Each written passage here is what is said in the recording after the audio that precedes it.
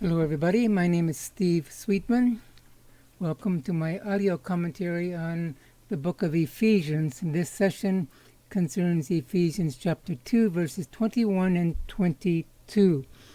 Verse 21 reads, "In him," meaning in Jesus, "the whole building being put together grows into a holy temple in the Lord." So the church here is described in two different metaphoric ways. One as a building, and the other metaphoric way is a temple. So Paul says that the church is like a building with a foundation and a structure placed upon the foundation. And a building consists of all sorts of different types of parts. It could consist of wood, stone, brick, or whatever, but all those parts are fitted together, and in the fitting process that is for support, one board to another supports each board, but it's fitted together for a purpose. And so the church consists of people who are being fitted together for support, mutual support, but also to function together in the building of the building. So our relationships in church are twofold. Number one is to support each other. Number two is to function together in the building process of church. Now note here, it's the present tense. Paul says, in Jesus, the whole building being put together. It's not finished. It's being put together. The church will not be finished until Jesus returns and completes the process.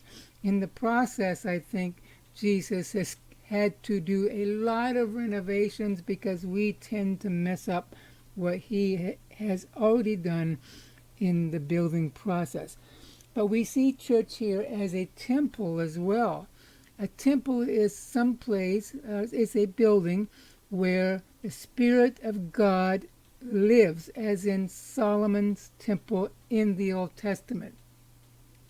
So Paul in verse 21 says that the church is a building that's being put together, and it's a temple housing the very Spirit of God. And Paul says a couple of things in 1 Corinthians that is important in this respect. In 1 Corinthians 3:16, he speaks of the church as a whole being the temple of God. He says, don't you yourselves know that you are God's temple and the Spirit of God lives in you? So you is plural. The context suggests that you, meaning the church at Corinth, collectively is the temple of God.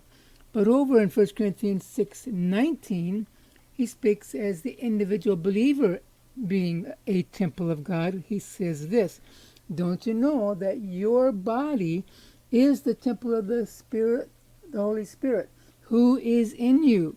So individually we are a temple, collectively we are a temple. The last part of verse 1 Corinthians 6:19 is important.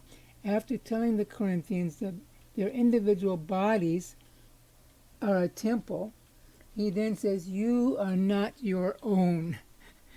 If we as Christians in the Western world could get this into our heads, our hearts, and into our practice, we must understand that we do not belong to ourselves anymore. When you became a born again of the Spirit Christian, when you became a temple of God, you from that point on belong to Jesus. Paul in Acts 17:24, speaking to the philosophers of his time, made an interesting comment when it comes to the word temple. He says, the God who made the world and everything in it, he is Lord of heaven and earth, does not live in shrines or temples made by hands, made by man's hands. I grew up in a church situation in the 1950s where many of my parents' generation really believed that building that they built with their own hands was the house of God or the temple of God. That building was just a building. It only became important to the Holy Spirit when the real temple or house of God met within its four walls. A building that we meet in on a Sunday morning is just a building, nothing else. Verse 22, in him, meaning in Jesus, you are also being built together for God's dwelling in the Spirit. Again, the present tense, we are being built. The building process is not done. Now you must realize that Paul was speaking to the Ephesian community of believers, which consisted mostly of Gentiles. And he's been telling these Gentiles that you have been incorporated into the family of God, the household of God, the temple of God, the building of God. And they should be very thankful for that. He says something important when it comes to Gentiles and the church. And it's in Romans. Romans 11:25 says this, I don't want you to be ignorant of this mystery. He's speaking in Romans to Roman Gentile believers. A partial hardening has come upon Israel until the fullness of the Gentiles are come in. What Paul was saying here in Romans 11:25, right now in this age in which we live, the Jews have been hardened. Their hearts and their minds have been hardened so that the Gentiles can come into the household of God. When that last Gentile comes in, when that last Gentile is saved, then Paul goes on to say all Israel or all Jews will be saved. That's not all Jews of all time. It's all Jews who survive the great tribulation that ends this age. Zechariah 14 tells us within that tribulation period, 2/3 of Jews will be killed and the last third will be saved. That is what I believe is what Paul calls in Romans 11 the remnant of Israel. And that remnant 1/3, all of them will be saved as Jesus returns to meet them. So there you go. Quick version of Ephesians 2:21 and 22. Hopefully by the end of 2020 I will have a written commentary on the book of Ephesians that goes into much more detail.